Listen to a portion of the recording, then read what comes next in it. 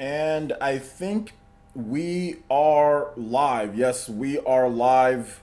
What is up, everyone? OG over here from PlayerEssence. Welcome to another PlayerEssence Cross Nintendo. And I know I usually have guests on and everything for everything and all that cool stuff, but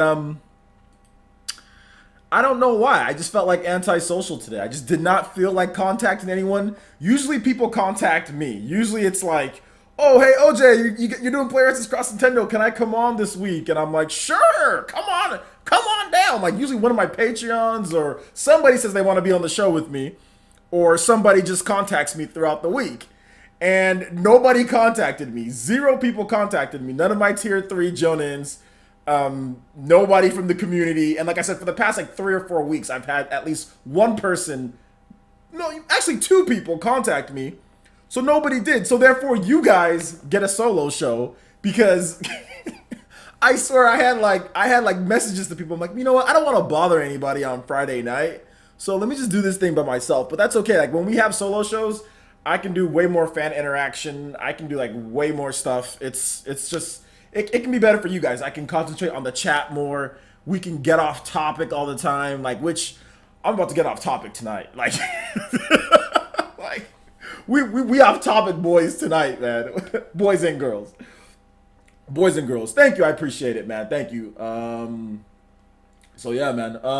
Let me just move this over so we can so I can see the chat better. Okay, fresh cut. Oh, thank you. I appreciate that. Retro Rush. What's up? Let me say what's up to everyone in here in the chat. I'm a effing T-Rex. Daniel Cunningham, what up? What up? Rosalina, what's up? Thank you. I appreciate it. Thank you.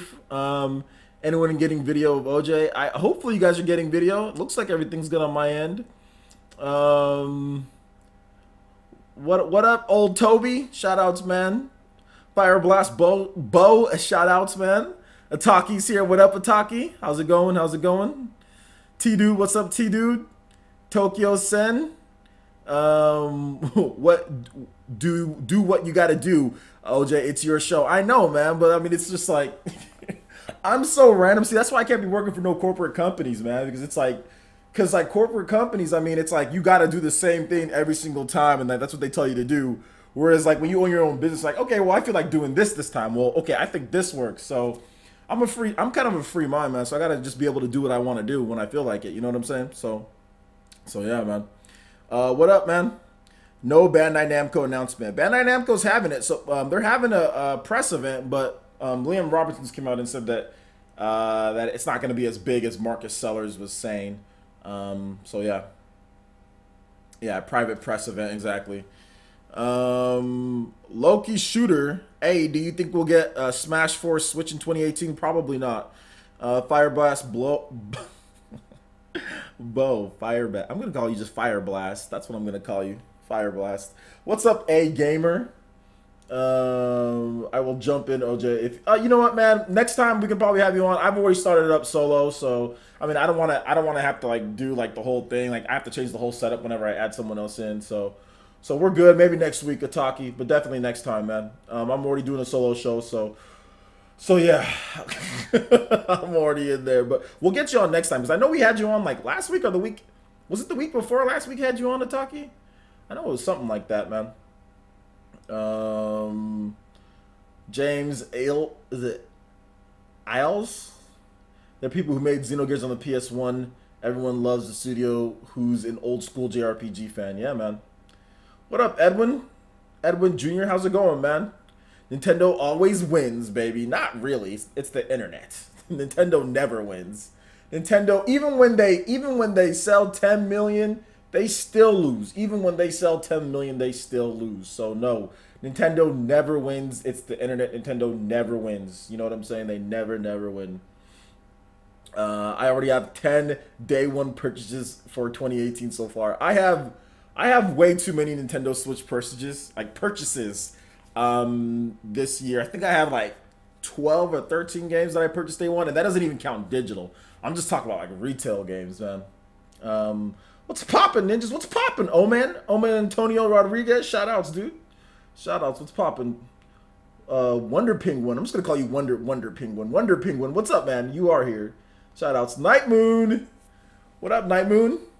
Shout outs to Elite PE Ninja Night Moon. Drinking that Sony water. Sony always wins, baby. Sony always wins. I want to give a big shout outs to G5 Mob Gang. He's sponsored while we weren't online, or not online, while we weren't live. So shout outs to G5. Really feeling that sponsor. Everyone in the chat, all the ninja who have access to the emotes, please give this man some bonatos. Feeling a brand new Elite Ninja, G5 in the house. You guys can see his name on the top there too. But yeah, man, today was an interesting week. Yo, what up, Velvet? Shout outs to Velvet in the chat. She got Fire Emblem Warriors today. That's a good game. I love me some Fire Emblem Warriors. Definitely love me some Fire Emblem Warriors. What up, Gaming Crusade? Need to know what Bandai Namco has coming for the Nintendo Switch. Well, they don't. I wouldn't expect anything because, like, after what Liam Robinson said, I wouldn't expect anything right now. But right now, they have what we do know is that what's it called is coming. What's that game? There's a port of a 2015 One Piece game coming, and then they have My Hero Academia or Academia or whatever, Academia, whatever. That game's coming as well. Then they have some secret projects as well for 2018. So yeah, it's a behind closed door event, guys. There's probably nothing going down at the Bandai Namco. There's not going to be much going down at the Bandai Namco event. Like, that's just what it is. Everyone still keeps on asking about it. There's not going to be much. Don't worry, guys. The announcements will come. Let 2018 come as well. You know, one thing that I've noticed about the Nintendo Switch, especially since it's selling well, even before, even like with the Wii U, but especially now at this point, like, people want to hear announcements. Like, they want a million announcements in 1 week. We still need to let 2018 come, guys. There's going to be plenty of announcements then. Relax, enjoy your games. You know, we don't need to have a million announcements every single month. There's been a lot this month already, so guys, just chill, relax, and the announcements will come. Bandai Namco, the third-party publishers, they'll be announcing stuff, so just relax. Why do we get so enamored with these rumors? I don't know. That's why I always tell people to take it, you know, like, take it one step at a time. You know, don't take it with a grain of salt. You know, like, don't be sitting here saying that like it's true. You know. Shout outs to Ms. Velvet with the $1 donation through Super Chat. Thank you so much. I am really feeling that. Definitely give you a really feeling it emoji there. I do appreciate that, Velvet. Thank you so much for your support and your continued just coming out here and spending your time here with us. I do appreciate that. 4 quarters. For sure. What up, G5? Mo Bang G? The Switch haters be lurking, waiting for any form of bad news. I mean, that's the thing. Like, look. This is what we're gonna talk about, guys. This is why I like to have solo shows, because when I do solo shows, I don't need to have any direction, and I can just look at what you guys are doing and literally just talk about what you guys want me to talk about. So that's why this is a fan-driven PlayerEssence Cross Nintendo midweek essence. Well, midweek essence is more news, but this is fan-driven. You guys talking about some things. So let me tell y'all something. Look, and I'm gonna have another video that I'm dropping tomorrow that's going to relate Nintendo Switch to the arcades. I mean, because a lot of you guys probably aren't old enough to remember the arcades, but the arcades remind me of the PS4 and Xbox One. They remind me of the PS4 and Xbox One, which I'll talk about that. But like I said, I'll have a separate video for everyone who can't watch this. But let's talk about how the Nintendo Switch can't be stopped. It can't be stopped. It's at 10 million units. Now, we still have some busters. We still have some busters on YouTube that are sitting here saying, oh, well, the Switch can still fail. It doesn't have Madden. It doesn't have, oh, the third party. I mean, 2018 can just come around and it can fail. And I'm just like, that is impossible. There is less than a 1% chance that will happen. There has been no system in the history of systems that has sold as fast as the Nintendo Switch in the first 9 months and has failed and has ended up being a failure. There are 0 systems that have sold this fast, that have this amount of games, that have this amount of developer support, that has ever failed, that has ever came off as a failure, whatever that broad term is, like failure, you know what I'm saying? Like, it's not based on profit, it's just based on what people think oh, well, it sold this many million, so it's a success. It sold this many million, so it's a failure, but whatever the case is. But there's been no system in the history of systems that's ever failed after selling 10 million units in the first 9 months. There's been zero. So that tells me the video game industry has literally been around in terms of the video game industry, kind of how, as we see it, generations. We're talking like what, the late 70s? You know what I'm saying? There's been no system. Not a single system. So for me, anybody who's still saying this is ridiculous. Now, here's what the Switch haters have done. A lot of them have conceded defeat. They know that they can't play the sales angle because before the Switch launched, it was the sales angle, right? It was, oh, well, look at the Wii U. This system's gonna suck. It's not gonna have third party. I mean, call him Moriarty. Like, all you gotta do is just call him Moriarty. That's one guy that you need to just look at. You know, he's a very popular internet personality. He was at IGN, and then he left IGN, and then he started up his own like political type of page and gets a ridiculous amount from Patreon every single month. But a lot of people have been, not everyone, a lot of people have been asking him to come back to gaming. So apparently he's putting together plans to come back to gaming, but I think he's gonna find the best way to monetize that, not just come back to gaming for free. You know what I'm saying? Like, because dude makes like one video a week, gets like 10 grand in Patreon money. You know what I'm saying? Like, he makes like the least amount of content for like the maximum amount of Patreon money, but whatever. So I think he's gonna try to find a way to monetize his way back into gaming. Oh, like, oh, well, if we do this with this tier. But look, I'm not trying to hate on him. I'm just calling it how I see it. So anyway, Colin Moriarty, before the Switch launches, oh, well, this is just gonna be another Wii U. We've done this before, blah, blah, blah. You know what I'm saying? Like, so that was the first angle that all the Switch haters take. They take, oh, well, the sales angle, and they just look at the Wii U. You know what I'm saying? Let's disregard the fact that the 3DS sold well. Let's disregard the fact that the Nintendo Switch is also a portable as well. It's a hybrid. Let's just disregard all that. Let's just focus on Wii U. So that's what they did. Now that they're basking in their own stupidity because they've been clearly proven wrong, now the next thing to move on to is like, oh, well, it's not getting this game. Oh, it's not getting this game. Oh, it's not getting this game. So then when the games do come, oh, well, it doesn't run like this. It doesn't run like see what I'm saying? It's like a trickle-down effect. Start with the sales, and then move on to third party. When it gets to third party, move on to frame rate, move on to resolution, and just keep going down the escalator. Keep nitpicking and nitpicking, and that's how you know you're a Switch hater. If you go through those stages, like the 5 stages of grief, if you continue to continuously go through and complain about each thing you can complain about, it's to the point that where you're a hater. Because I could personally do the same thing. Oh, well, PS4. The sales, okay, well, now that it's selling good, okay, well, it doesn't have great first-party support that I like. It's not good enough for me. Okay, well, then when it does get, when PS4 does get first-party games, oh, well, those first-party games they don't really rate that high on the scores or anything. Look at Killzone Shadowfall. Look at Knack 2. Those games suck. I mean, that would be a hater, right? If I did that, that would be, many people would classify me as a hater. But when you do that against Nintendo,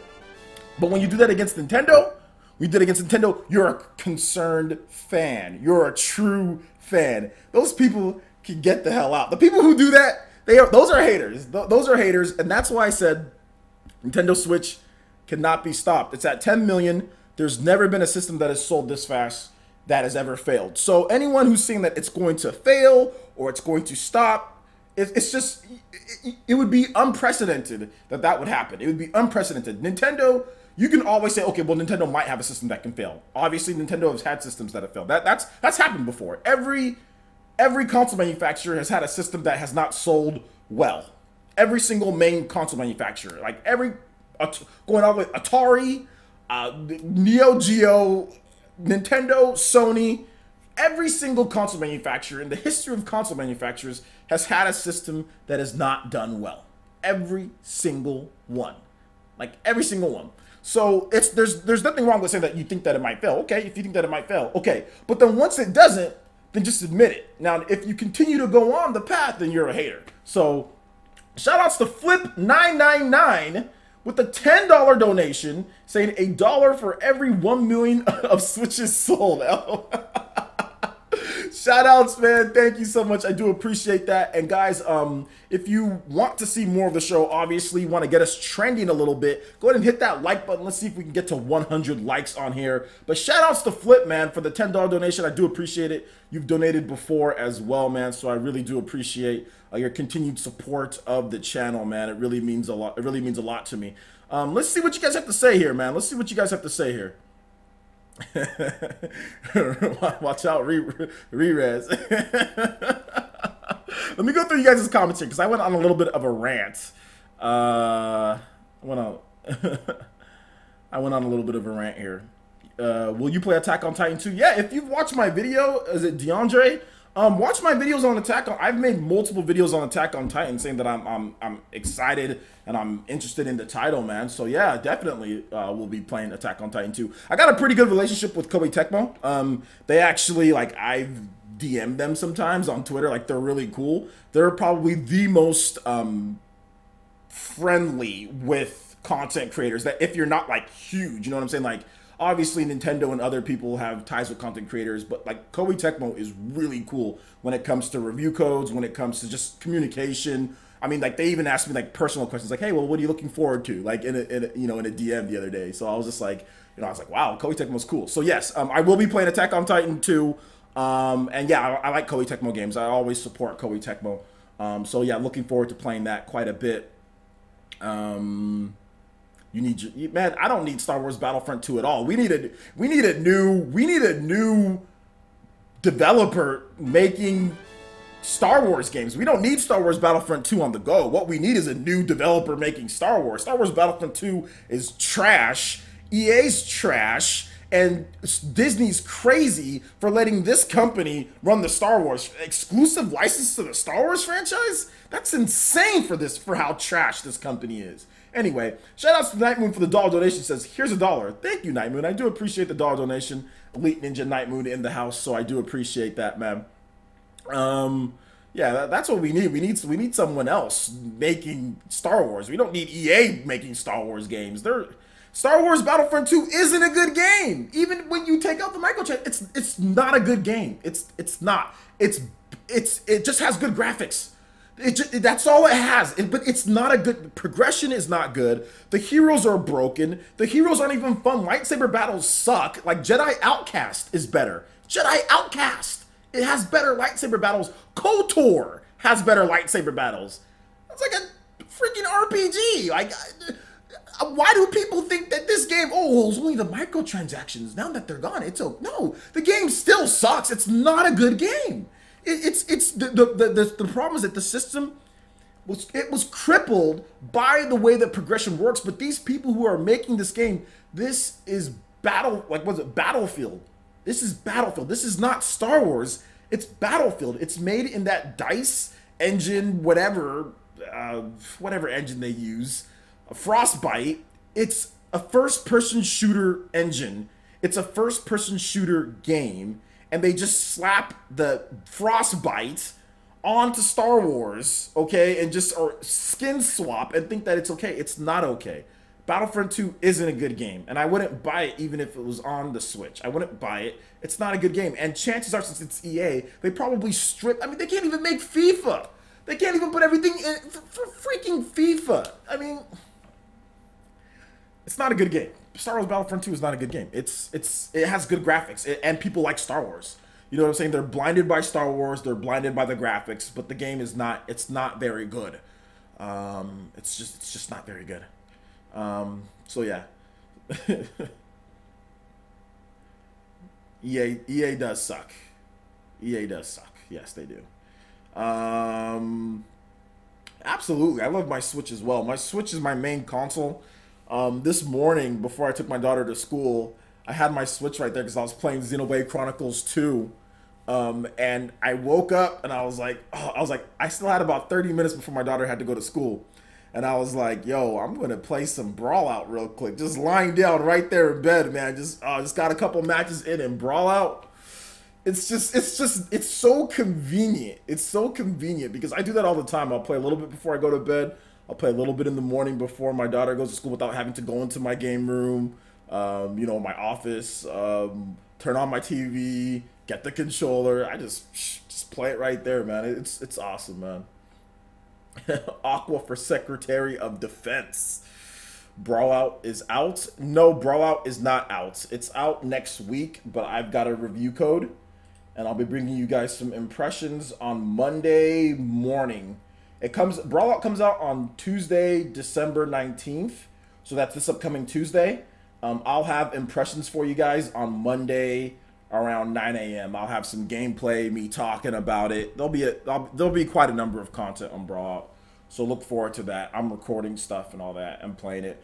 Like I said, I can't talk about it too much. I can't talk about the Switch version. I can talk about the Steam version. No, I don't want to get in trouble. It's not. Look, it's not. If people are expecting, oh, this is gonna be like Smash, right? Like this is gonna be exactly like Smash, and it's not. It's not exactly like Smash. Okay, it's not exactly like Smash. But I will say this, and this is just coming off of the Steam version. Okay, this is just coming from the Steam version, not from the Switch version that I'm playing. So I'm not breaking any type of rules here. But the thing about it is this. The thing about it, the game.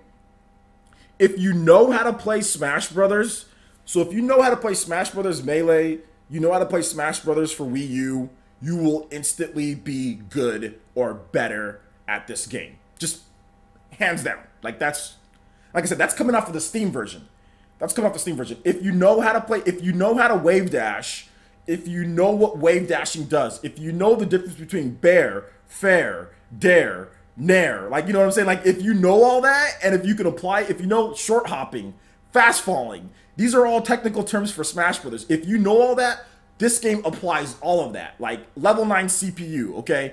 I beat a level 9 CPU, which is, I wouldn't say it's good, obviously, because it's a level 9 CPU, but I beat it on, like, my second try, okay? The hardest difficulty CPU on my second try. I went to practice, I did a tutorial, I was like, okay, and I went right into the game. My first game, I got beat. The second game, I started beating the computer, and I haven't lost on a level 9 CPU since then, you know? So yeah, so if you know how to play Smash, which is, like I said, this is coming from the PC version, if you know how to play Smash Brothers, then you should just be able to just jump right in. It has, so now, like, here's the thing. It also has, like, wave dashing, like Melee, okay? And like I said, we're talking about the PC version here. We're not talking about the Switch version. We're talking about the PC version here, okay? So, just want to make things clear.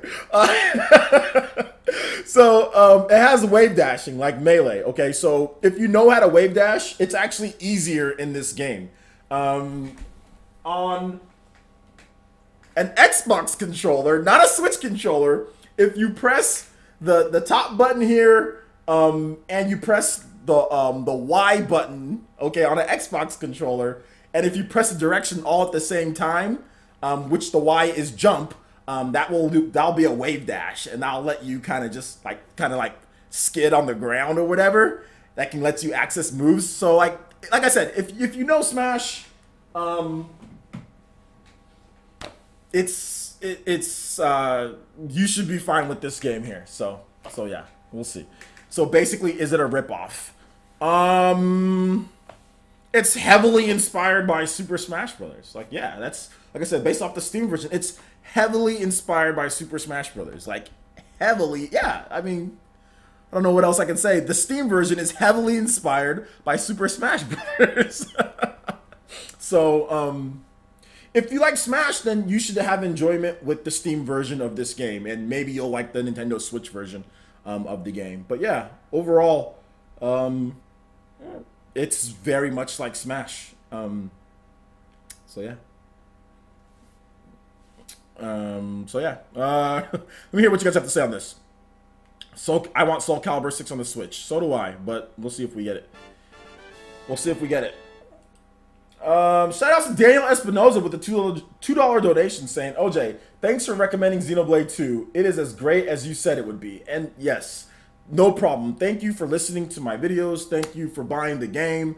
Xenoblade 2 has been a big success pretty much worldwide. It's outsold its predecessor, which is good. It's the best-selling Xeno game so far, pretty much in every region. So I'm really happy about that. And yeah, we went out there and supported it. And yes, it is an amazing experience. I've got like 57 hours in, and I'm like on chapter 4. Like, it's just amazing. It's really good. It's really, really good, and I absolutely love the game. It's shaping up to be one of my favorite. Obviously, it's one of my favorite games of the year. So yeah, man. But thank you so much, Daniel Espinoza. I do appreciate the $2 donation. Thank you for watching as well, man. Really do appreciate that. 10 out of 10, good stream. Yo, shout outs. And I've talked about nothing. I've talked about nothing. Shout outs to old Toby. Hopefully you're not this one in the chat. Shout outs to old Toby with the $1 donation through Super Chat. He didn't have anything to say, but I do appreciate your donation, Toby. Thank you so much. Nintendo Examiner says Xenoblade is finally getting the recognition it deserves instead of being held back by small install bases or lack of marketing. Absolutely, 100% agree. 100% agree. G5 Mob Gang says, how do I donate? If you look at the link in the description below, there'll be a donation link right there. It says just support. Wait, hold up. Where is it at? Oh, I don't have a donate. I don't even have. Do I even have a donation link? I didn't. Oh wait, hold up. No, I do. Yeah, I do. It's actually right here. If you look at the link in the description below, it says donate to support PlayerEssence and you get your name featured live. So yeah, it's right there in the description. But Gmob, dude, you're already a sponsor, man. So you don't have to or anything like that, man. Let's see here. I hope Nintendo versus Capcom finally happens. This time, it would sell very well. I just don't think there's gonna be a Nintendo versus Capcom. I just don't think it's gonna happen. OJ, check out the Black Clover anime. It's basically the new Bleach. You know what? I don't like Bleach enough for me to be like, okay, well, yeah, I need another Bleach. But like, there's way too many animes that I still need to watch. So maybe I'll check it out, but I can't sit here and lie to you and say, oh, yeah, I'll check it out, and then I never do. Because then you're going to keep on asking me about it, and I'm going to be like, I haven't watched it yet. I haven't watched it yet. I still need to watch more of Attack on Titan. I still need to watch more of Dragon Ball Super. I still need to watch Boruto. I still need to watch... There's still a ton of anime that I need to watch, so that's gonna have to go on the back burner, man. But yeah, Bleach is awesome. I like Bleach, so I'm probably gonna like Black Clover, you know, whatever. But we'll see, man. Maybe one of these days I'll watch it. Yeah, I've been slacking on anime as well, man, just because I don't have time. I've been working. Your boy works a lot. So yeah. I already just said how far I'm into Xenoblade. I said I'm on chapter 4. I'm like 57 hours in chapter 4. When do you expect Octopath, OJ? I expect it spring 2018. So yeah, My Hero, exactly, dude. There's just too much anime to watch. There's way too much. But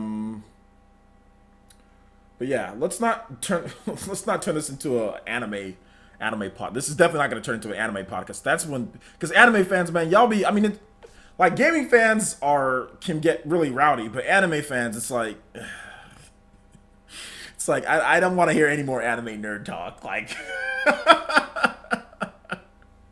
because anime nerd talk always just goes way too many different ones. OJ, you getting on what?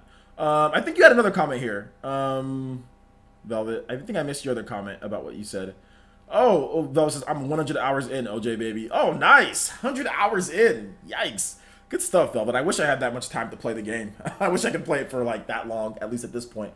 But, yeah, I'm still playing. I'm going to play some more tonight after the podcast. I got some videos already ready for you guys in the morning. So, yeah, it's going good. Going good.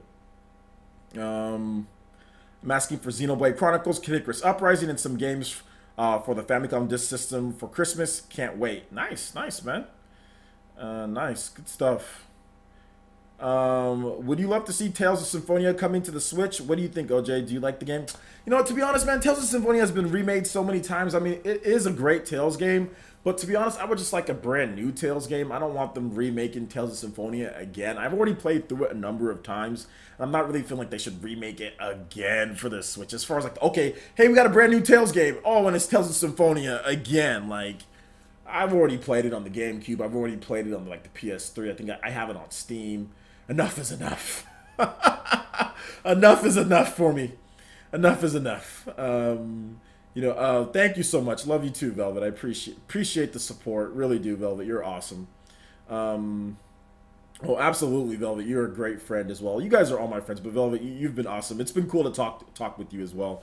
As far as, you know, you going through Xenoblade and everything. So I know this was like a new franchise for you, so I really do appreciate all of your support for the channel. It's really awesome. Makes me happy. Danny0215 said, "Yo, I'd like to see Dead by Daylight on the Switch." I don't know what is Dead by Daylight. Is that like zombie? Like what game is that? Is it like Dead Island? Is that like Dead Island? I don't know what that is. So yeah, we'll see. Want Marvel vs. Capcom. I want Marvel vs. Capcom. I want the Marvel vs. Capcom as well. Xenoblade Chronicles 2 update dropping December 22nd. Yeah, I actually made a video on that. I'm pretty sure most of you guys do know. If you watch my videos, you should know actually that it's dropping at that point. Yeah, it takes a while to understand the game mechanics, but to be honest, like Xenoblade's game mechanics, they're not too hard. It's just you just got to keep playing. You just got to keep playing it, and it'll happen. Just got to keep playing it, it'll happen. But to get back to the Nintendo Switch can't be stopped. See how off topic we got there? This is awesome that I can do it. Now to get back to it, so Nintendo Switch, one of the fastest selling systems to ever to 10 million units. I did a video where I talked about compared to the PS4 and Xbox One. So the PS4 got to there in almost 9 months, like 8 months and like 20 something days, but it had a full holiday to get there of like holiday sales. The Xbox One got to 10 million shipped in 1 year. Shipped, not the actual sell-through rate, but shipped. So overall, the Nintendo Switch is doing amazing. It's going to be hard to stop this momentum, and that's why you hear Sony saying, "Oh, well, we got to start paying attention. Like, we got to think about it." So look, I'm gonna drop this knowledge right here for the first time. That's why I think, and I'll have another video on this. I'm not going to talk about it too much, but that's why I think the PS5 in Japan, the PS5, not the PS4, the PS5 is going to be a hybrid in Japan only in Japan. Everywhere else, it's going to be a system. But in Japan, it's only going to be a hybrid, and then you can buy like a home console base unit or something, like it plugs into it. And then in the rest of the world, the PS5, it's going to be a home console base unit. And then if you want, you can optionally buy the hybrid part of the system, and they're going to work in tandem. I swear to you, that's what Sony's going to do for the PS5. It's going to be expensive as hell too. It's going to be like $450. They're gonna do it, but in Japan, all you're gonna get, they're gonna flip flop it. You know what I'm saying? All you're gonna get in Japan is the portable unit. Everywhere else, you're gonna get the home console unit, and they're just gonna make you buy the other thing. I'm telling you, that's what Sony's gonna do. Sony's gonna totally do it. What are you getting for Xmas, OJ? I don't know what I'm getting for Christmas. I have no idea what I'm getting for Christmas.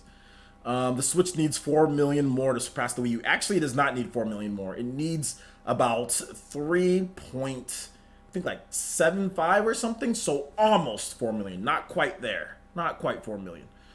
Shout outs to Night Moon. Hey, rupees! I gotta do that face now. I gotta do Link's face whenever I guess it's like, woo, rupees. Shout outs to Night Moon for the $1 donation. Night Moon says, have another $1. I will take your $1. Shout outs. Thank you so much, Elite Ninja Night Moon, for the $1 donation. Do appreciate that. Been a big help to the channel as well. I want Undertale on the Switch. Undertale is probably going to come to Switch at some point. PS5 is going to be a Sony Vaio too. What? Stop lying, OJ. Oh, want the PS4 portable as well. There's not going to be a PS4 portable. There's not, because here's a problem with making a PS4 portable. If you make a portable that's a hybrid, okay, because it'd have to be a hybrid. There's no way that you're going to have it to where it can't be played on the TV. If you make just a PS4 and all it does is just play games portably and you can't play on your TV, people are just going to be like, this is stupid. Why can't I play these beautiful games on my TV as well? So it would be clear that Sony is just trying to get you to buy something. Like, you'll split your market, okay? So Sony can't make a PlayStation 4 portable. If they do, it'd have to be a hybrid. And if they did that, then they cannibalize their own sales of the PlayStation 4. Because why do you want a PlayStation 4 when you can just buy the PlayStation 4 portable that can be played on your TV and also on the go? You know what I'm saying? Like, there'd be, like, why, what would be the, like, you know what I'm saying? Like, so there's not going to be a PlayStation 4 portable. They need to wait for the tech to get cheaper. They need to wait for it to get more powerful. And then they're going to make a PlayStation 5. And that's going to be a hybrid. The PlayStation 5 is going to be a hybrid, but it's going to have a base unit that can play games, okay? And it's going to have a portable unit. And in Japan, the portable unit's going to launch only, and then you buy the base unit, like I said, separate. Whereas in the US, in the West, in Europe and all that, you're going to get the base unit, and then you can optionally buy the portable unit. That's what the PS5 is going to be, in my opinion. Nintendo's going to completely jack, or sorry, Sony's going to completely jack Nintendo's idea, but they're going to regionally launch it. You know what I'm saying? Because like the PS4, it's been out in Japan for like, what is it? Since early 2014. You know, we're going into 2018 now. We're going on 4 years. It's sold about 5.5 million. You know, like it's got big, huge games. It's gotten the biggest hitters in Japan. It's gotten Dragon Quest. It's gotten Yakuza. It's gotten all these huge hitting Japanese games. You know, and it still hasn't really moved a lot of systems. You know what I'm saying? like it got a special Monster Hunter Edition PlayStation 4 Pro and PlayStation 4, and it still didn't outsell the Nintendo Switch. You know what I'm saying? It's combined the PlayStation 4 and the PlayStation 4 Pro, and we're talking about just in Japan. So Sony's obviously, you know, they're looking at that. They even said it themselves. Like, I don't give a crap about the whole who sold more than whatever. I'm just talking about what Sony's saying. So yeah, like Sony's gonna try to respond to that, and I think that's what it's gonna be. But like I said, I'll have a video talking about it more. But PS5, I'm telling you, PS5, that's what's gonna happen, man. We passed 100 likes. We did pass 100 likes. Can we get to 150? Can we get to 150, Ninja? That'd be dope if we can get to 150 likes. Thank you guys so much. OJ Eric Timmer says OJ wrong on the Sony PS5 prediction on December 15, 2017, 8:38 p.m. Central Time.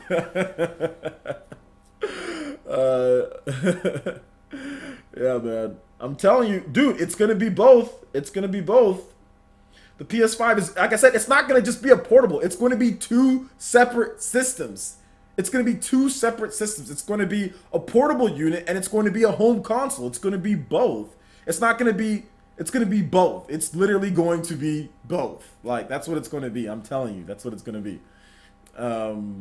PS5 powered by Atari box. OJ, when is my birthday? Why does it matter what my birthday is? The Tegra 2 isn't for gaming, it's for automotive. The Tegra X2 can be for gaming as well. It can be, it's the same as the Tegra X1. It's just that they've only used it for the automotive right now. That doesn't mean it won't be used in a video game system. It can be used in a video game system too. Just like the Tegra X1 is like the Tegra X1 and the Tegra X2, they're pretty much the same thing. The only difference is power efficiency on the Tegra X2. Sony will go bankrupt messing with VR. No, they're not actually. VR is actually doing okay for them. I think that they're building actually a nice little niche base for VR. It's Link says it wouldn't surprise me if Sony paid to keep games off Nintendo platforms. Sad. Yeah, Sony pays to keep games off Nintendo platforms. I mean, I think this is something that most people know that Sony does this. I mean, not like, I guess like mainstream, but yeah, Sony pays for stuff to keep it off of other platforms, not just Nintendo, but Microsoft as well. I mean, paying for exclusives, you know, like Sony's been doing this. Sony pays for exclusive DLC. Sony pays for lots of stuff. Microsoft pays for PUBG. Sony pays for Street Fighter 5. You know, like this is something that's known, man. OJ, did you know that Bayonetta 3 is available for pre-orders on Amazon? Yes, I do know this. I do know this. But it's irrelevant. We have no release. We have no real release date or anything. I mean, I don't endorse pre-ordering games like before we even know a release date. Like, pre-order the game once we know the release date, then go out there and pre-order it. But I don't endorse or I don't care when like things are available for pre-order.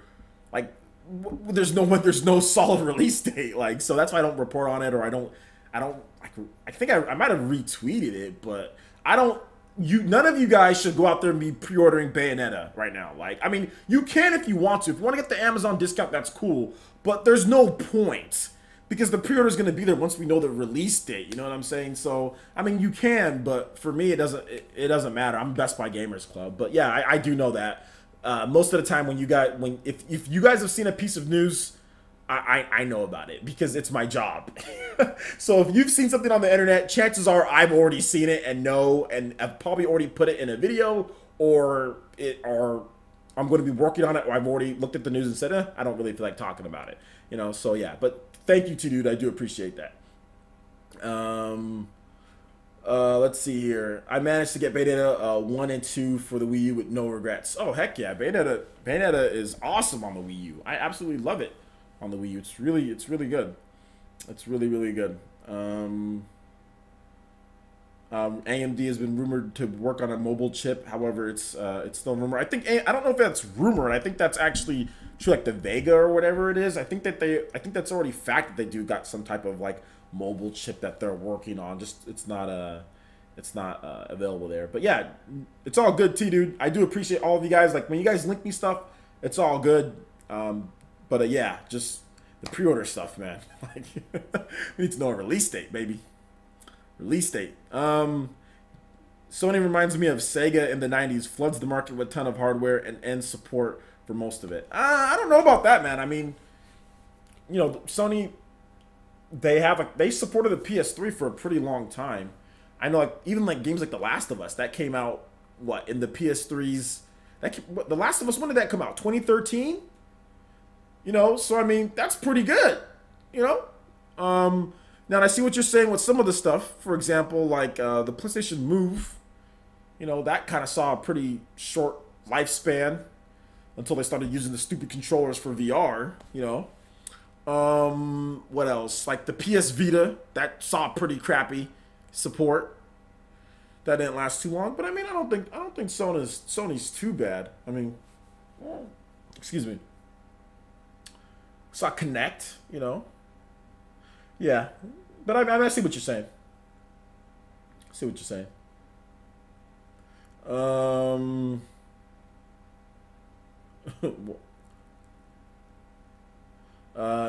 Politically incorrect says Nintendo needs to stop letting these mobile games on the eShop. Why would you do that? That's silly.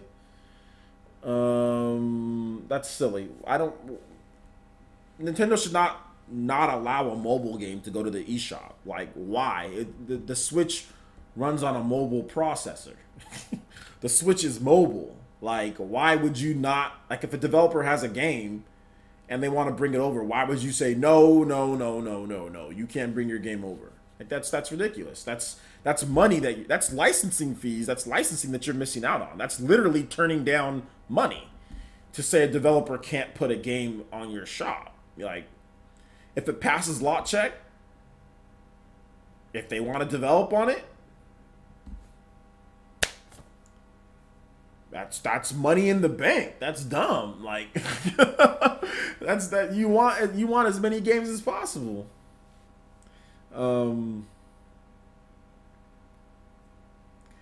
They're selling a mobile game for a premium price with microtransactions while it's free on mobile. That's good in your opinion? Well, you need to be more specific as far as what you're talking about here. What games are you talking about? Gear Club, for example, is a mobile game, and it seems like a pretty good game. I don't see any other microtransactions you're talking about. I mean, name the game that you're talking about. And Cat Quest, that is a mobile game. That was on a mobile. That was on like iOS or whatever. That came over to Nintendo Switch as well, and there's no microtransactions on there. So would you not want Cat Quest, which has been a bestseller on the Switch?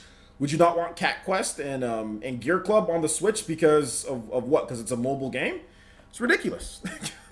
You're not making any sense. And nobody's forcing you to buy the game, even if that is the case. Politically incorrect. Nobody's forcing you to buy the game. You don't have to buy the game if it's premium price. Nobody's saying you need to buy the game. What you're talking about here is bad business. That is horrible business, and that's not going to help your business. So I'm glad that you're not running Nintendo, because then you'd literally be missing out on potentially millions of dollars from not letting mobile developers put their games on the Nintendo Switch. Yeah, actually, it wouldn't even be potentially missing out. You will be missing out on millions of dollars if you say mobile developers cannot put their games on the Switch. You're missing out on millions upon millions of dollars because of royalties. Anytime a game sells, it's a royalty right there in your pocket. So yeah, that would be dumb to not let mobile developers put their games on there. So yeah, there's not even any ifs, ands, or buts about it. You're wrong. I hate to be mean. I don't want to hate crap on your opinion, but you're just like wrong. Like it would just be a bad idea. So yeah, man.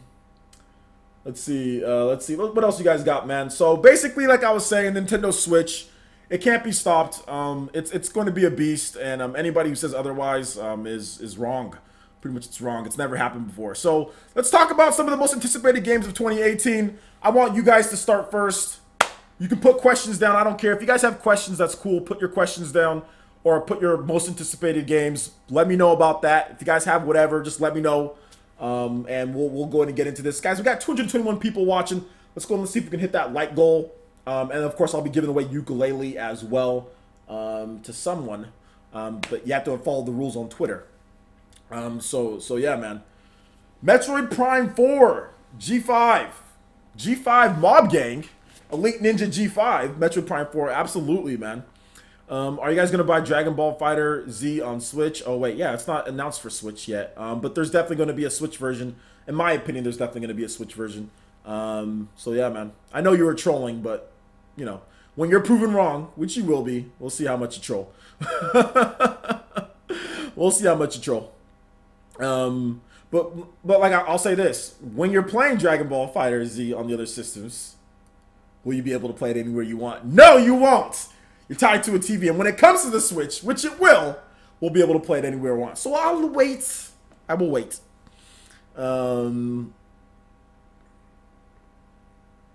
Let's not start this whole game for game thing, okay? Like, are you gonna get this game? Oh wait, like let's not start it, guys. Okay, so let's just drop that. Let's just drop that.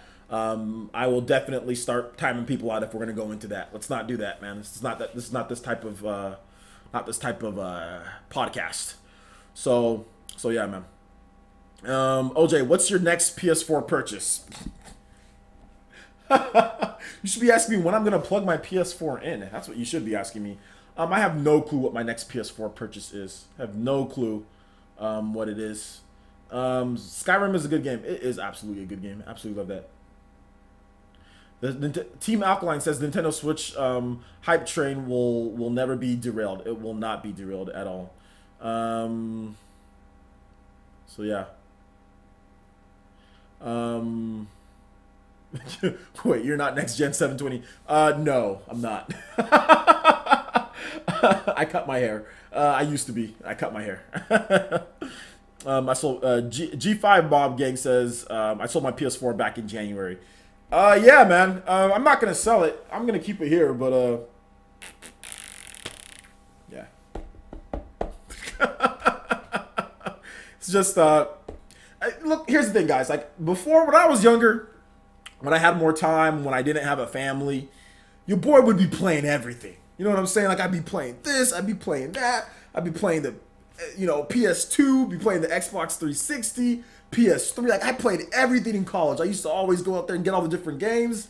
And, like, I tried to do that this generation with PS4 and Xbox One, and I just have a bunch of PS4 and Xbox One games that sit there because I don't have the time to play them, and I don't want to have it to where it's inconvenient to where I can only play on my TV.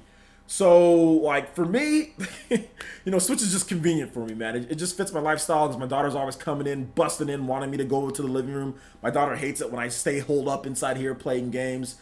So, for me, I take my Switch out there and I hang out with her. She's watching Cat in the Hat. She's watching her little shows that she watches on Netflix. What else does she watch? Zig and Sharko or whatever the case is. And I just put my Switch right there. She just wants me to be right there with her. She doesn't like being by herself. So Switch is just more convenient for me. And that's like all the time, guys. Like I can't just sit here while my daughter's here. She doesn't like being inside here. You know what I'm saying? Like she'd rather be inside the living room, watching her show. So for me, the Switch is really important to have portability because then I can just take, my Switch right out there with her, lie down. She like interrupts me when I'm playing all the time. I can just put it on sleep real quick.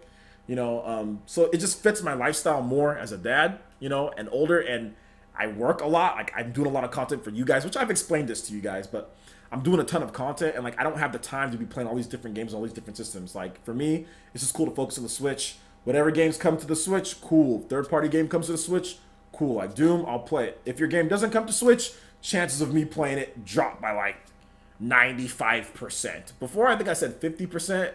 And then I think I said 70%, but now it's like 95%. Like if a game doesn't come to Switch, if I don't have the option for portability because of how my daughter is, I'll play something else. I'll buy an eShop game. Like I don't have to play Star Wars Battlefront. I don't have to play Madden.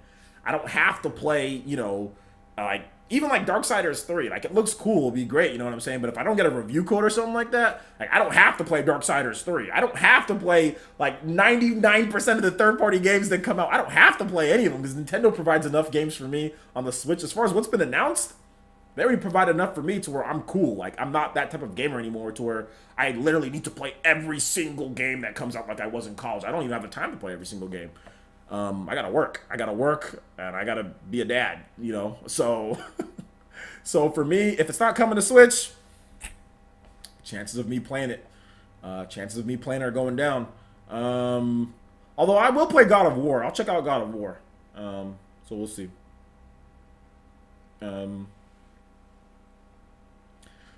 Monster Hunter World is going to be amazing. Monster Hunter World is going to be amazing. I tried to get into Monster Hunter. I can't do it. I just can't do it, man.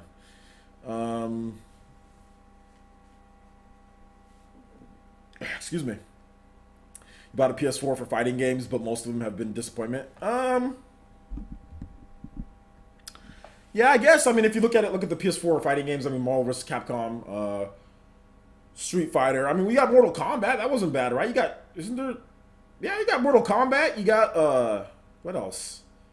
I think Mortal Kombat's probably you got Injustice. You got Injustice 1 and Injustice 2. You know, you don't like any of those games? Yeah, I mean, there's some great games, man. Yo, OJ, you need advice. I need advice? Advice on what? Or do you need advice? What do I... Okay, that must be a troll question. What do I think about Xenoblade Chronicles 2? That's got to be a troll question. Rip Pocket Rumble. I think Pocket Rumble's still coming, man. It's just, I don't know what's going on with that game, dude. Western fighters are subpar, no offense. Falcon Launch, I mean... Mortal Kombat's not bad. I don't think Western fighters are particularly bad. I mean, Blade Strangers, that looks kind of good. I mean, but we'll see. T-Dude says, do you think releasing Payday 2 on the Switch is a bad move since Bayonetta 2 and Payday 2 share the same month of the release, February? No! T-Dude, that's that Wii U line of thinking. I already talked about this. That's that Wii U line of thinking. Oh, there's one game that's coming out, so nothing else should come out in that month because that one game is coming out. Like, no offense, but that kind of triggers me. Like, I get triggered when people ask those. I'm not mad at you, T-Dude. You're awesome. You're amazing. But, like, that triggers me when I hear people say, like, in comment section, oh, this game is coming out, so the Switch shouldn't get anything else. It's a bad idea. Nintendo, Bayonetta's coming out in that month, so they should release nothing. Like, that is so Wii U. That is the most Wii U thing. Like, every other system, all the other systems enjoy multiple releases every single month. But for some reason, because of Wii U, fans think one game's coming out, that means no other game should come out. It's too close. It's like, no, you want multiple releases. Every single month, you want good releases. You don't want just one Bayonetta and that's it, then like you delay it. Or like if Payday 2 comes out, also Bayonetta comes out, that's fine. Not every, Payday and Bayonetta 2 are two completely different games. Not everyone who likes Bayonetta is, or not everyone who's into Payday is going to like Bayonetta and vice versa. You have different audiences, you have different fan bases, you want people who want different stuff. Not only that, some people who might not want to buy Bayonetta 2 again, or whatever the case is. Payday 2 never came to the Nintendo system. So for me, whenever I hear someone say, oh, well, this game is coming out, why are they releasing this game? I'm like, no! PS4 and Xbox One have multiple releases all the time in the same month. That's what we want! I don't want this whole one game a month garbage. Like, no, none of this. Get that line of thinking out. Everyone... No. Like, no. No. Please. Not, like I said, not a knock on you, but that's what people were saying when, like, we got, like, LA Noire and Doom and Skyrim. It's like, no, you want, like, all the releases. Like, you want it to be to where there's enough content because everyone doesn't buy every single game. And that was one of the biggest problems with the Wii U. Like, one of the biggest problems with the Wii U was like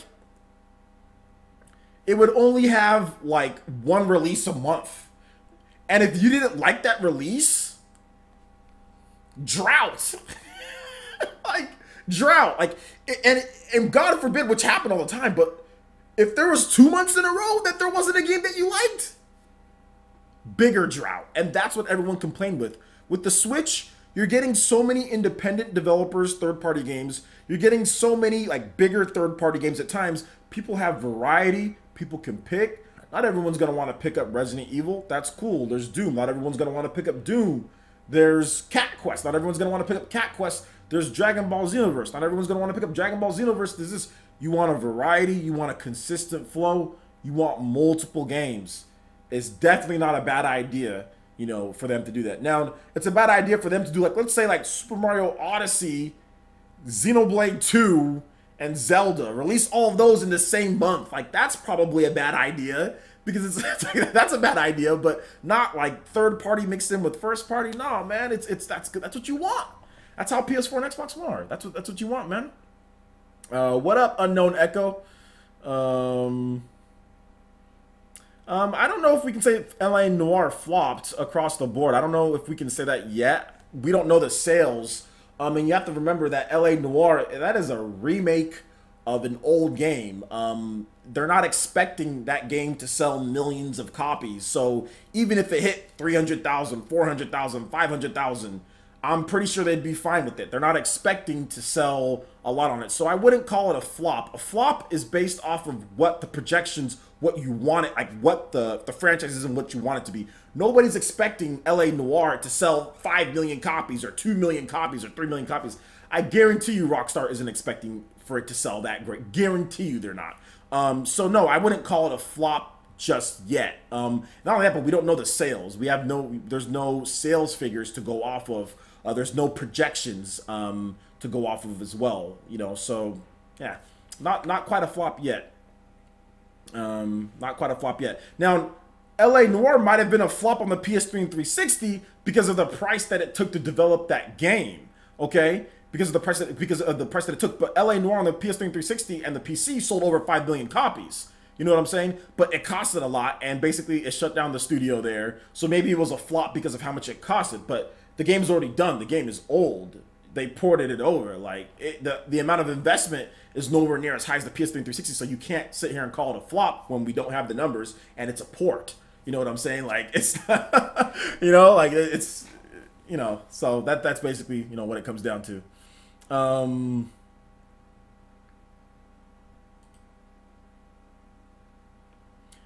I'm not addressing him. I'm not addressing that dude. I honestly, I don't care, man. I honestly don't care about him. There's no point in me addressing him. So there's no point. Like, why should I care? Why should anyone? None of you guys should care. None of you guys should care. It's whatever, dude. You know. People still talk about that Bandai Namco press event. Am I the only one who owns a single console? Most people own multiple consoles, man. Most people own multiple consoles, and guys, I'm still working on knowing how to use this. So thank you once again, guys, for the stream deck. I do appreciate it, and I'm still learning how to use it. So eventually, like I said, I'm still working on the room here, guys. I moved my couch out of the office here, so look forward to some cool stuff coming as well, too, man. No, Amaterasu, I'm not salty about losing a debate. Nah. No, I'm not salty about losing a debate. That was the Wii U days, so no, not salty at all. Just don't feel like addressing someone who's so negative and who literally, like, says the most ridiculous things in order for hits. So, no, that's the reason why I won't address it. But what I will do is that since you're being a punk in my chat, which you're doing, how about this? How about me and you debate? How about you come on my show, and you can bring anybody you want, and we debate, and I'll bop you right now as far as the debate goes. And nobody wants to debate me on anything when it comes to now. That was back then. That was the past. You know what I'm saying? But no, not salty at all. But I'd bop you in a debate and anybody else who wants to join in. So how about that? How about you bring him or anybody you want, and we can come on here and we can debate anything you want. How about that? Not salty at all. You'll get bopped, just like anybody else who's came on recently and tried to debate me. Like Rerez or like anybody else. So come on anytime and you'll get bopped. And that's just the fact, but not salty at all. Trust me, 100% not salty. I have no problem. Heck, we can set up a debate with anybody. Like I said, I'll debate anybody on this channel today about anything. So yeah, not salty. Learned my lessons from there. Learned a lot of good lessons as far as the debate goes. Applied that to my channel, and my channel is showing growth. My channel has grown in subscriber base. compared, you know, I'm just saying, if you look at the two channels, look at my channel, look at the other channel. My channel's growing. I get a lot of views. People are coming in. People are watching. We've got a great community of people out here that really care about gaming. Can you say the same about everyone else? No, you can't. So yeah. so I mean, that's basically what it comes down to. Look at our two channels. Look at our two channels. I think I'm happy with what I'm doing, and like I said, not salty at all. My channel's grown exponentially and continues to grow. And like I said, we have a fantastic community here, and you cannot say the same thing about people who continuously be negative about every single thing. You're never going to build a... Sorry, I don't know that one. See, look, my Alexa doesn't even know that one. But yeah, no salt around here, my guy. No salt around here. But yeah, like I said, we can bring you and anybody else. You can bring him too. You two come on my channel. We can debate about anything you guys want. No salt here, my guy. You can just bring it, just like anybody else that's came on my channel, or even when I went on other places, like when I went on Sean Long's channel with Rerez. That dude has over 100,000 subscribers. I wasn't scared, you know, not scared, not salty at all. You don't know me, my guy. You do not know me. Dragon Quest Builders launches March 1st in Japan. Is that something new? That just come out? That news? Okay. Hold on, let me see here. Okay, and also I've picked the winner for well, the winner for the ukulele code. I've actually picked that, and it's Zachary Steer. And I picked him randomly. Okay, so I don't know if Zachary's here because I know he's been on some of my podcasts before. But yeah, Zachary, shout outs to winning ukulele. I'll be contacting you soon via Twitter DM. So yeah, so shout outs to Zachary for winning the copy there. Shout outs to Enrique Pinero with a $2 donation. Thank you so much, Enrique. I do appreciate that. Being a good ninja there, man. So thank you so much for the support. I do appreciate it, man. Nick Tyner says, OJ, debate me on Zelda 2. I saw you throwing shade on it the other day. That game is greatness and you know it. A Zelda 2 debate? Okay. We might have to set up a little Zelda 2 debate, man. We might have to set that up. Although I'm probably gonna lose that debate because my opinions is just opinions. There's probably factual information that you can bring up about Zelda 2. Like, okay, well, this is what Zelda 2 does that's better. This is what Zelda does. You know, and I'm just gonna be like, well, I don't like it. So I mean, it's just really just opinions on as far as that goes, man. Usually like to debate more stuff that you can put into like a fact versus not fact. You know, like when you talk about like what game you like more than a game that you don't like, that it's hard to debate like games that you like. That's why I don't really debate people on that type of stuff. It's like, okay, they say Zelda sucks. I'm like, all right, fine. You think Zelda sucks? Bye, Felicia. You know what I'm saying? Like, whatever. You think Zelda sucks? Okay. You think the franchise is overrated? Okay, fine. You think it's overrated? I mean, does that mean you're right? No. It's just your opinion. Usually like when I debated Rerez or when I debate other people, usually I have to bring in facts about certain things. You know, and like I said, anything that I talk about in terms of debate, like people are saying, oh, well, it's your opinion that the Nintendo Switch, as far as the plan that Nintendo had for the Switch, as far as strong first party, you know, get the sales up, then third party developers will kind of come in. I'm like, no, that's not an opinion. Like that's fact. That is fact that it's Nintendo's strategy. It's not an opinion. That is fact, because you clearly see that. They launched with Zelda. They probably could have launched with more games than Zelda, but they just launched with Zelda. They launched with steady first-party games throughout the year. Steady first party, because they needed to get the install base up.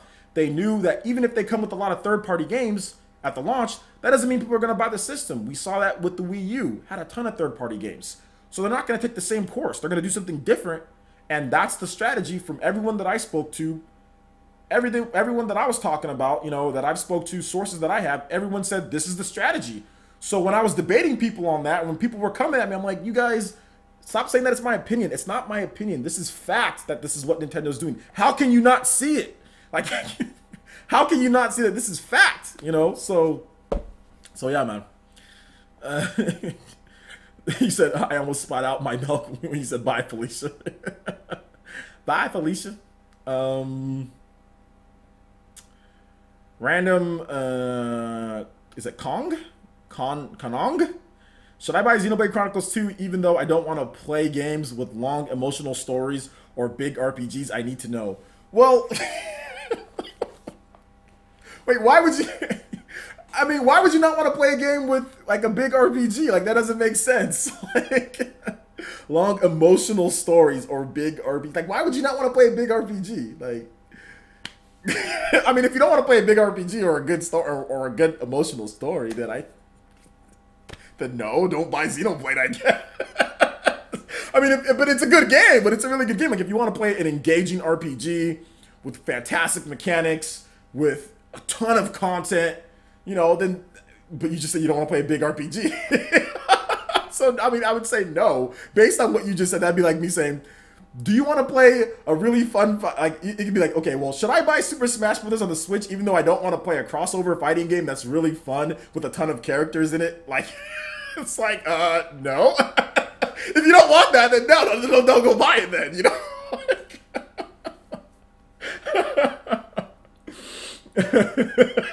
Nick Tyler says, should I buy Street Fighter game if I don't want to punch or kick things? I think he was just joking, though. I'm pretty sure you were just joking. I'm pretty sure you're just joking. So Shin Alive says Octopath greater than Xenoblade 2. I'm saying it right now, dude. Octopath could be, man. Octopath could be. It very much could be better than Xenoblade 2. But I doubt it'll have more content than Xenoblade 2. But it could be a better game. But I don't think it's gonna have more content. Like, but it could be a better game. Could be a better game just because Xenoblade 2 has a season pass. And then on top of that, you already have all the different blades and all that. Like, there's just so much stuff. Octopath is more of a throwback to the old school RPGs. You know what I'm saying? Like, it's going to be good, though. But the games are so different, though. It's hard to compare the two. Because if you like turn-based games, then obviously Octopath is going to be your bet. But if you like more of the action RPG or even like MMO feel, then Xenoblade is going to be. So it's tough to compare the two. I mean, even though they're both RPGs, right? But it's just tough, man. It's tough. But we'll see. We'll see. Do you think Nintendo will be publishing Octopath Traveler in both North America and Europe? Yes. I think Nintendo's going to publish Octopath Traveler in North America and Europe. I think in Japan, Square Enix will be publishing it. So yes, I think they're going to follow the same Bravely Default route with that one. It's going to be the same thing. That worked out well for them last time. Bravely Default and Bravely Second. Bravely Default and Bravely Second combined have sold nearly 2 million, or actually 2 million units.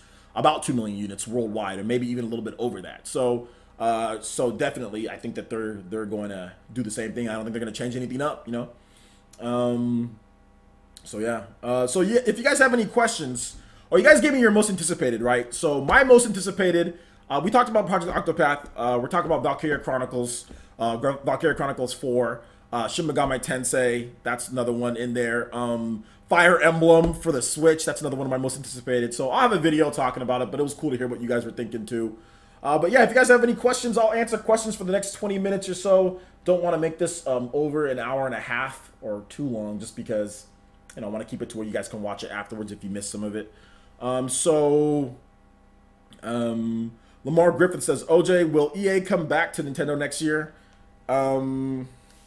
EA will come back to Nintendo next year if everyone in this chat room, if all of you guys can take one hand and put it behind your back and grab the other hand, then EA will go back to the Switch. Those are the odds that EA will go back to the Switch. Now, I will tell you guys right now that I cannot do that. I've never been able to do it. I think my arms are too big. I don't know what the case is. When I was younger, I could do it, but I can't do it right now. So I'm going to tell you right now, no, EA will not. Since I can't do that myself, therefore, no. The chances are that EA will not come back to the Switch next year. And what I think you mean by that is like multiple games, like not just like an indie game and like a Burnout Paradise, you know, release on the Switch. I think you're talking about like actual like Madden, FIFA, their full slew of games, or at least like half of their lineup or whatever, or like a Battlefield. No. EA is a very stubborn, silly, makes a lot of money because they have a lot of dumb fans that buy their games. But EA is a very stubborn, silly company that gyps their fans out of money. They're almost con artists in my opinion, with what they try to pull with with Star Wars Battlefront. So yeah, I don't see them coming back. I don't see them coming back at all because they're con artists, and you can't con Nintendo fans like you can con Microsoft and Sony fans for the most part. So yeah, I don't see them coming back. Excuse me. T-Dude says, do you think Nintendo will be publishing... Oh, wait, I already read that question. I'll hit you with a noodle. T-Dude's going to hit somebody with a noodle, man. My guy. My guy Amaterasu disappeared real quick, though, after he got called out. Talk real big in the chat, boy, when you get called out live. Uh-oh. Uh-oh. Gotta go. Oh man, oh man, oh man, man. People like to talk online, but when you call, you know what the funniest thing is, when people who talk so much online, people will be like people online will be like the biggest trash talkers. That you think that you are talking to Muhammad Ali, or you're talking to Rasheed Wallace, or you're talking to, like, you know, Larry Bird. You know, you're talking to some of the biggest trash talkers ever when you go online. The minute I invite someone to come on live with me and talk or debate, it's like they turn into like a little whimpering dog. They either just be like, oh well, no, I'm not gonna do that, or they just run away. You know what I'm saying? Which is like, wow, it's like you talk all that trash behind Twitter, in chat rooms and all that. The minute someone asks you, let's just have a civil debate online live, you run away. See, that's how you know someone's a fraud. That's how you know someone's a fraud right there. If you run from debates and if you run from a simple talk, you talk on social media, you should be able to talk to someone live. What's the big deal? Like, anything that I say on social media, anything that I say to someone else on social media, I will say them in a podcast. I will say it to their face at E3 if I see them. I have no problem. Anything that I say to someone on social media, I'll say live. That's been my policy forever. I don't know why people don't have the same rules. It's like, why are you talking like that if you're not willing to say that to their face, or at least in a live stream, you know? So anything that I've said to anybody on social media, I'm willing to say it right here and now. You know what I'm saying? And that's just part of, in my opinion, part of being a mature, being an adult. But a lot of frauds around here, a lot of frauds around these parts. Anyway, shout outs to Cam for the $2 donation. Says, love your content, bro. Keep it up. You know what? Well, here's the thing, Cam. I don't really have a plan B. So, so your boy is gonna keep making videos. Your boy's gonna keep coming out with content. I'm on my plan B because plan A didn't work for me. So this is all of this that you see, PlayerEssence, the community, all of you guys helping me, donations, Patreon, whatever. This is all plan B because my plan A, I'm 30, okay? I'm going on 31. My plan A didn't work. I tried plan A for a long time and I got taken advantage of from every single corporation that I worked for. I got taken advantage of. I'll make them a ton of money and I don't see that money back in return. You know what I'm saying? Which, well, I can't say it like that, but like, it's built to where they profit the most. They get everything and the people that are working don't get everything. So for me, this is my plan B, but things are going well for me. So I have you guys to thank for all of that. All of the support that you guys are giving me is really helping out. Watching my videos on the channel, subscribing, all of that good stuff. So I do appreciate all of you ninja out there. Nick Tyner says, OJ, I know this is old news, but what's your thoughts on limited run games bringing physical indie games to the Switch? It's cool, man. That's really good. I talked about it on a video. If you want to get more of my thoughts on it, I definitely I talked about it. But yeah, it's cool, and I cannot wait to see what they got. Pyramid scheme enough. Say no more. Yeah, I mean, I wouldn't even say like when you graduate from college, you know, you'll have jobs that are lined up for you. You'll have certain companies that you can work for. Like, you can have any degree, like, and it's like a sales business type of job. You can have any degree. You'll get a base salary. You know, you'll be working, but man, like, you're there all day. You're busting your butt. I mean, you're not making minimum wage, but you're just making just enough to get by. It's like you have a cap on your salary, and even when you do get promoted, it's still you're busting your butt all day for them. You know what I'm saying? Like, you're at work all day for them. You're not working for you're working for a paycheck, but there's always a cap. There's always like rules and regulations, and which YouTube there's rules and regulations, but I can adjust my content how I see fit. I can do live streams how I see fit. I can introduce new things how I see fit. I can introduce my pricing structure how I see fit. I can plug in, like, I just like the freedom that I have with YouTube, and I'll take less to build my YouTube up than take more and work for them. You know what I'm saying? Millennials, all of us are pretty much millennials. I mean, maybe some of you guys aren't, but most of us are millennials. Millennials, we're the highest educated, okay, and the worst paid. We're talking about corporate companies, not your own business, but corporate companies. Highest educated, master's degrees, bachelor's degrees, associate's degrees. I've got 2 degrees. I almost said 3. I've got 3 degrees. I have 3 degrees. I have an AA.